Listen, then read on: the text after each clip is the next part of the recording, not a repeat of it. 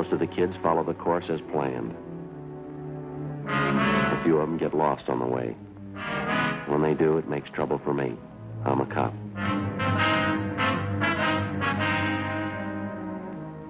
It was Thursday, April 10th. We were working the day watch out of Juvenile Division. My partner's Frank Smith. The boss is Captain Stein. My name's Friday. A crime wave had suddenly erupted among the teenagers of the city. We were getting reports of robberies, burglaries, and bodily assault. We didn't know why it was happening, but we had to try and stop it.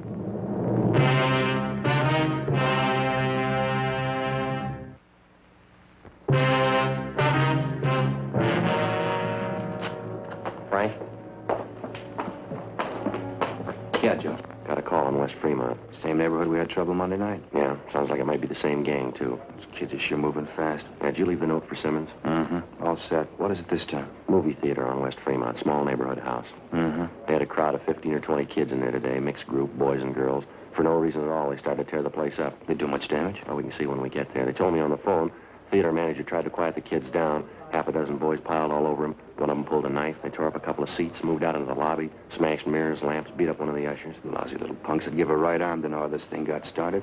We never had much trouble from the kids in that neighborhood out there, Joe. Not until this last month. They seem to be going crazy. Well, it's not getting any better. Burglaries, car thefts, wrecking property. Somebody's going to come out on the short end if it keeps up. It's got to happen. Well, maybe it already has, Frank. When they were ripping up that theater lobby today, one kid got hurt. What happened? 14-year-old boy. In the mix-up, he got shoved through a display case, plate glass. Cut up pretty bad. On his eyes. I'm not sure he's going to see again. In police work, the standard law of cause and effect works like it does for everything else. When a crime's committed, there's a cause behind it. There's a reason for it. And when a group of normally well-behaved kids in an average residential neighborhood start running wild, there's got to be a reason for that, too. A month before, a rash of auto thefts, petty stealing, and public disturbances had broken out suddenly in this particular neighborhood. All of the incidents were traced directly to the teenagers in the area. Why the kids had suddenly decided to run wild, we didn't know, but the amount and nature of the violations kept getting more serious. Juveniles who'd previously been picked up for petty thefts and placed on probation were now being brought in on charges of burglary. Auto thefts in the area had jumped 20%. Misconduct and drunk charges against the teenagers, girls and boys alike, increased by the week. We had a fair idea what the root of all the trouble was. So far, we hadn't been able to trace it. 3:07 p.m. We got to the neighborhood movie theater on West Fremont. We went inside. The lobby was a shambles. A new show had just started. The manager of the theater met us in the lobby, a Mr. Clyde Barton. Got the best of me, Sergeant. I don't know what to make of it. Just look at that wreck. You'd think they were a bunch of savages. You have any idea at all what started them off, Mr. Barton? No idea in the world. A bunch of them came in about 2 o'clock today. Boys and girls both. They sat in front and watched the picture for a while, and they started getting noisy. Did you recognize the kids? I mean, are they from the neighborhood here? Sure, I know who they are. I say they started to make trouble down up front, kicking the back of the seats and yelling around. Usher couldn't do anything with them, so I went down to tell them to quiet down or get out. Well, did any of them in particular seem responsible for the racket? Any ringleader? Not that I noticed, no. I tried to be nice to kids, reason with them. They just wouldn't have it. Must have been almost 24 of them. When they wouldn't behave, I told them to leave. I'd give them their money back. What'd they do? Got real foul-mouthed. 1 or 2 of the girls, too. Some of the language I wouldn't even use at a stag party. Well, I got so mad, I grabbed 2 of the guys by the neck and told them to get out. And that's when it broke loose. What happened exactly? A whole crowd of them jumped out of their seats and piled on me. I fell back down there on the floor, and I started swinging. To tell you the truth, Sergeant, I was scared. I didn't know what to make of them. It seemed like a pack of animals, wild. I happened to hit this one kid, and I saw him pull out a knife and come at me. Well, you usually get along pretty well with the neighborhood kids, do you, Mr. Barton? They don't have any grudge against you that you know of? Not that I know of, no. Up until a few weeks ago, everything was fine. I never had a bit of trouble with them. Then all this rowdy stuff began. I tell you, it's got the best of me. This is the first time you've had any trouble of any real size, is that right? Yeah, well, once in a while the kids fool around the show, talking loud, you know, but nothing like this. You know, see Fred, my usher, the way they messed him up, brutal. That little 14-year-old that they shoved through the glass showcase. Gonna be a real mess if he doesn't pull through. I was going to ask you, sir, about the kids in that crowd you recognized. You happen to know any of their names? Here's the list. 7 names in all. Every one of those kids was in that gang. I can give you a hand tracking down their addresses. Thank you. Something else. Here's what I was talking about. What's this, sir? In that scramble here in the lobby, that little box fell out of one of the kids' pockets. One of the ushers picked it up and brought it into me. Have a look inside. Frank? I don't know too much about it, Sergeant, but I got a hunch. I don't think I made a mistake. Yeah? What do you think? No, sir, it's no mistake. Marijuana.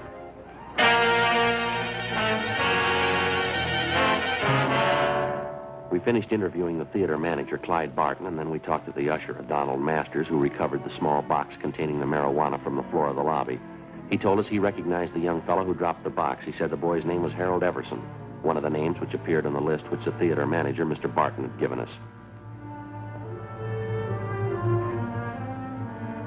7:45 p.m. Frank and I located the Everson boys' home. It was a two-story frame, colonial-style house in a better-than-average section of the city. The boy's father answered the door, a Harold Everson Sr. We told him what we wanted. We were about to sit down and eat. You have to make routine calls at dinner time? Not a routine call, Mr. Everson. We'd like to see your son if he's home. Harry, what do you have to see him about? Do you have any idea where your boy spent his time today after school? Well, he said he was going down to the gym, play a little basketball. Then he was going to the library. It's school night. He had studying to do. I think maybe you ought to keep a closer check on your son, sir. That's not the way we get it. Well, what are you getting at? I trust my boy. He said he was going to the gym and then to the library. Got no reason to lie about it. We had a minor riot at a neighborhood movie down in West Fremont today, sir. Gang of high school kids ran wild and wrecked the place. What's that got to do with Harry? Well, a couple of people recognized him among the gang of kids. They say he did his share of wrecking along with the rest of them. Well, it couldn't be. It's a lie. Harry didn't go to the show today. Told me when he got home, he even had his books with him. He spent the afternoon at the library. I'd like to have you take a look at this, Mr. Everson. Hmm? This box here, would you recognize that at all? Well, yeah. Same kind of box my stomach pills come in. Got a little acid condition in my stomach. I take these pills for it. What's all this have to do with Harry? Open the box, Mr. Everson. I don't get it. What is this stuff? Someone saw your son drop the box in the lobby of that theater today. The box contains what appears to be marijuana. Well, that's stupid. It couldn't be right. I haven't got that kind of boy. I know it isn't right. Do you mind if we talk to your son? Maybe he can explain it for us. Just a minute. I'll get him down here. Have a chair if you like. Thank you. Sure a nice place, huh, Joe?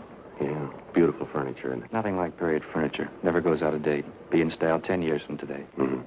We better be sure and tag by Georgia Street Hospital on the way back, see how that kid's doing, the one who was hurt at the show. Oh, yeah. Officers, this is my son, Harry. Hello, Harry. Hello. Hi, Harry. Harry just told me, officers, he doesn't know what this is all about. He was at the library, like I said. Well, sure. I was there till they closed. Somebody made a mistake. I wasn't at the show today. You know Mr. Barton, Harry, the man who runs the theater? Yeah, I know him. Why? He swears you were there today, so does one of the ushers. Who? Why, the name of Donald Masters. He says he knows you pretty well. I don't know any Donald Masters. We go to the same high school together, son. You're in the same class. I told you I don't know any Donald Masters. What about this, Harry? Huh? Would you recognize this? No, What is it, Harry? What's wrong with you? nothing. I don't know whose it is. It's not mine. Well, it was lost in the lobby of the theater today. Master says he saw you drop it. He's lying.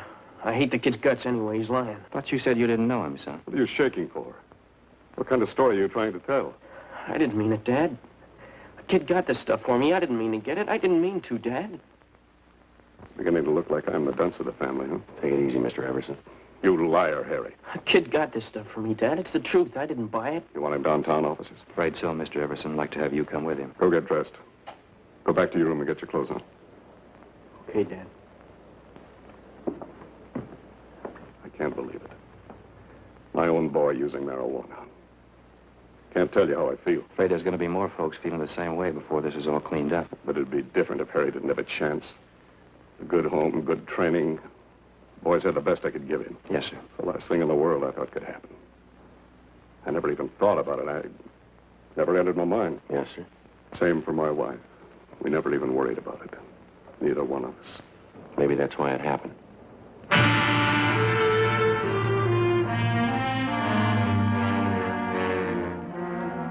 Before we left the Everson house, we checked the boy's room and came up with another small box full of marijuana, which he'd hidden back in his closet. Besides Everson and his son, Harry, 4 other teenagers who'd had a part in the theater brawl were rounded up and taken downtown along with their fathers for interrogation. By the time we finished our questioning and the teenagers had finished talking, we had most of the story pieced together. A story that had the parents so amazed that half of them thought the youngsters were making it up. The pattern was familiar enough for us to know that they were telling the truth. Almost 2 months before, word had gone around among the teenagers in the neighborhood that marijuana, along with various stimulating drugs, was to be had easily and in quantity for anybody who wanted them.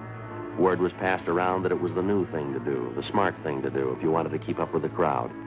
In questioning the Everson boy, we found that he seemed to know more about the history and operations of the narcotics campaign in the neighborhood than the other boys did. I know one of the guys who first showed up with this stuff.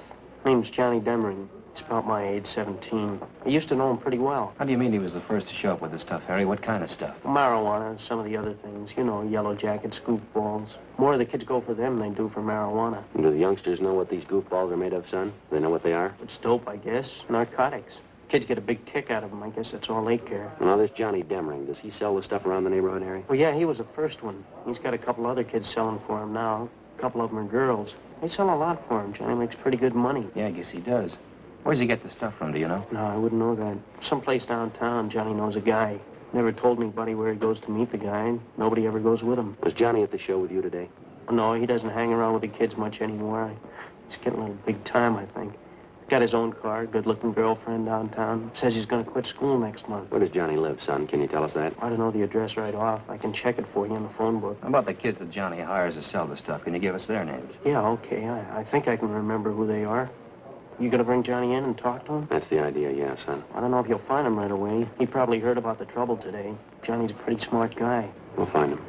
Nobody knows much about him. He never talks about what he's doing, never tells anybody anything. Well, he told you. How smart was that? Complete statements were taken from each of the youngsters we'd brought in for questioning, and then in practically all cases, they were detained pending the completion of the investigation. With the information we had at hand, it took us the better part of 4 days to round up everybody involved in the narcotics distribution system, which had been set up among the teenagers in the neighborhood by 17-year-old Johnny Demering. As for the Demering boy himself, he couldn't be found. We checked with his family, his relatives, his friends, all his known associates. We got out a warrant on him. And then we checked the car he owned through DMV, and we got out a warrant for that. No sign of the boy. Narcotics Division gave us a hand and got their informants busy trying to track down the source of the dope for which the Demering boy had been the only distributor. We knew it went far beyond him.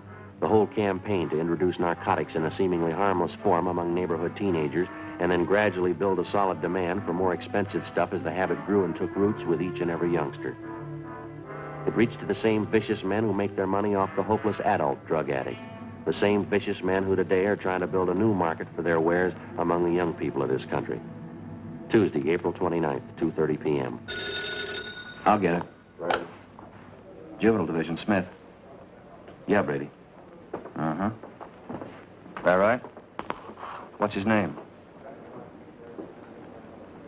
All right. Right, goodbye. Joe. Yeah. Brady from Narcotics. They figure they got our man. The Demering boy? No, the guy was pushing the stuff to Demering. His name's Jocko Harris. They found him in the county hospital this morning. Yeah. Somebody got a hold of him 2 nights ago, gave him a good working over. If we're lucky, we'll make it. What do you mean? He's not supposed to last a day. 2:35 p.m. Frank and I left the office and went immediately to the county hospital where we were allowed to interview the narcotics suspect, Jocko Harris, briefly. He was in critical condition with a fracture of the skull. He gave us a statement in the form of a dying declaration. He admitted being the connection for 17-year-old Johnny Demering and admitted also that he kept the boy supplied with enough narcotics to keep the neighborhood teenage demand for the stuff fully satisfied. Seemed like a good boy, Johnny. Nice kid. Smart. Never thought he'd turn away, that's all. Where is he, Jocko? Do you know? I only wish I did. Go beat his head in, get my stuff back. Took everything I had. One of the biggest hauls I ever handled, every ounce. What was it, heroin? The best. Got only one word for you. Yeah. You better get him fast. He's got enough H to start a war.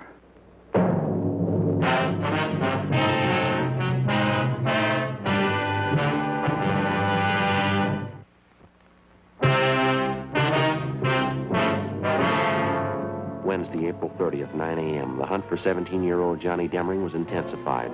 To our knowledge, because of the information we'd gained from narcotics peddler Jocko Harris, the teenage youngster had a large store of high-grade heroin, which we knew, because of his inexperience, he was unaccustomed to dealing with. In his hands, the narcotics immediately became a lethal weapon. We knew that Johnny Demering had only one market to deal in, only one type of customer he was acquainted with, the teenager. In previous transactions, we knew the youngsters received only a low-grade type of narcotic, highly diluted. We knew that if Demring succeeded in dispensing the highly concentrated store he had on hand, and the juvenile customers he served tried it on themselves, it would very likely result in death. 11 a.m. Wednesday. Despite all our efforts, Johnny Demring and the store of high-grade narcotics which he'd hijacked from Jocko Harris were still missing. Wednesday, 12 noon, we began rechecking every one of the possible sources that might lead us to the suspect. One of them was the boy's mother, a Mrs. Frances Demring. We talked to her at her work. She was employed as a multigraph operator in the mailing department of a large downtown department store. Not since the last time you talked to me, officer. I haven't heard a word from my boy, nothing at all. Have you heard anything? Well, yes, ma'am, in a way. We've got an ID still somewhere in the city. That's why we figured we'd come back and talk to you again. Have you been in touch with your relatives in town recently, Miss Demring? I mean, those Johnny might possibly contact. Yes, there's just my sister and my mother. They're the only ones I think Johnny'd go to in a case like this. Maybe because he's in trouble and all. I only wish I could have stopped the whole thing. I mean, even before it started. It should never have even started. Yes, ma'am. I guess it just wasn't to be right from the start. Johnny's father ran away, you know. I tried my best after that and never seemed to be enough. I suppose there's no getting away from it. A boy needs a father. You can try all you want. They still need a father, some kind of discipline. Yes, ma'am. Well, how about the relatives you have out of town, Miss Demring? Any word from them at all about Johnny? No, Sergeant, nothing. Matter of fact, I've been waiting for a letter. Nothing at all. Do you have any idea at all where Johnny most likely go in town if he didn't want to be seen, Mrs. Demring? Where he'd go? No, I wouldn't know that, Sergeant. First place, Johnny's never really been in trouble before. I mean, where he'd have to hide. He's always been good to me. Maybe too good. I wouldn't know that. Well, how about Johnny's school friends, ma'am? Would there be any one of them he might possibly contact in a jam? None that I haven't told you about before, I don't think. Evelyn.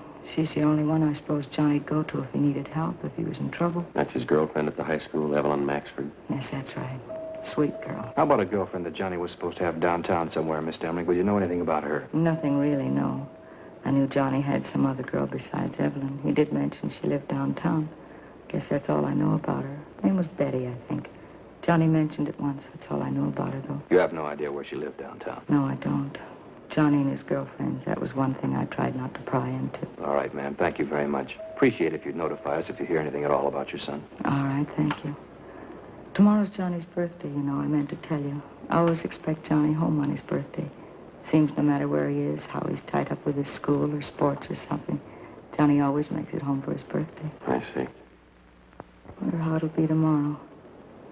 He's never missed being home on his birthday, not once. Well, if he shows up, I guess you can count on one thing, ma'am. What's that? He might have to miss next year. 2 p.m. Frank and I picked up a glass of milk and a hot dog for lunch, and then we continued making a check of Johnny Demring's closest friends. Next in line after his mother was Demring's high school girlfriend, Evelyn Maxford. We located her at home. She seemed unusually nervous as we interviewed her. No, there's nothing wrong. It's just all this business about Johnny. All this trouble. I've been upset ever since I heard about it. You haven't heard from Johnny at all, Miss Maxford. He's made no attempt to contact you since the last time we talked. I haven't heard a word, officer. I know tomorrow's his birthday.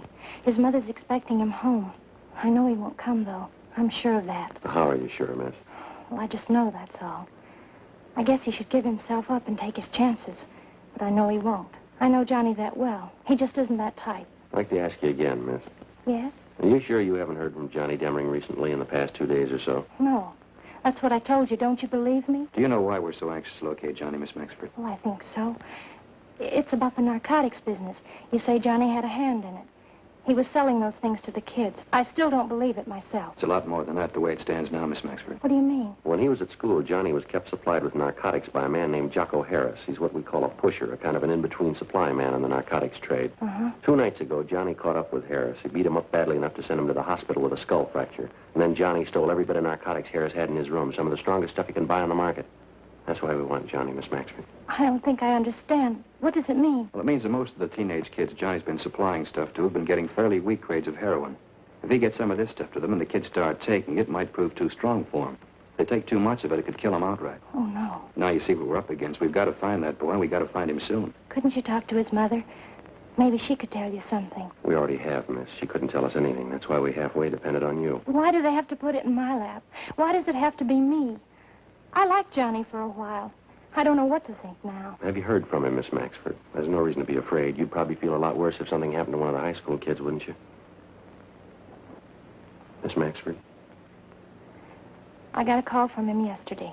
Johnny. He wouldn't tell me where he was. I asked him, but he wouldn't tell me. Well, what else did he say? He knows everybody's looking for him. He doesn't know about the stuff that he stole, though. I'm sure of that. He doesn't know what it could do. Did he make any dates with you? Did he want to see you? Yes, he wants to see me. He wants me to meet him this evening. Where? He's going to tell me. Excuse me, I'll have to get the phone. Hello? Yes? Oh, but I don't know. I don't really. What? 5:30? All right. Yes. Yes, I'll meet you then. All right. Bye. Sergeant, Yes, ma'am. that was Johnny just then. He wanted to make sure I was going to meet him. When? 5:30 in Lake Park, Which side, miss? the west side. Sergeant, I could hardly understand him.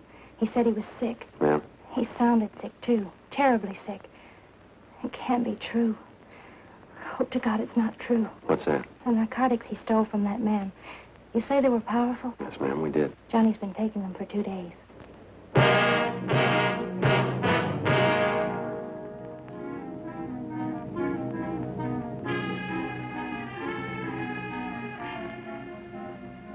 Together with 2 other men from Juvenile Bureau, Hurst and McTighe, we drove down near the appointed spot along the lake in Lake Park where Evelyn Maxford's meeting with the teenage suspect Johnny Demering was to take place. We staked out at a reasonable distance and Miss Maxford went ahead to the meeting spot. As far as we could see, there was no sign of Demering. Someone on the opposite side of the lake was playing a phonograph. The music came over faintly across the water. We watched the Maxford girl make her way up the path into the park.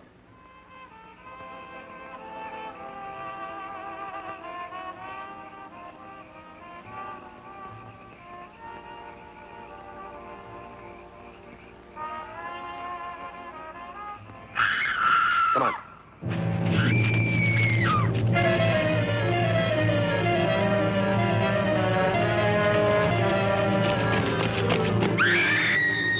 We ran all the way as fast as we could get there. When we got close enough, we found out the reason for the scream. He was lying face up in the water near a clump of trees. He was a good-looking boy, dark hair, good build, handsome. Took only one look and you knew right away he was too young to be dead. You could argue for a week, but you couldn't change it. He was dead. The girl stood over him, her face in her hands, crying. I don't see any marks in the body, do you, Joe? No. Looks like an overdose, doesn't it? Yeah.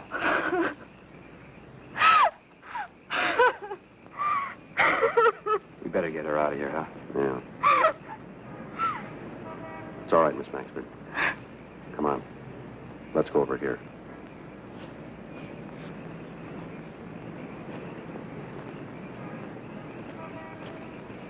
We'll have one of the other officers take you home. We can take care of what has to be done here. He was a good boy, Sergeant.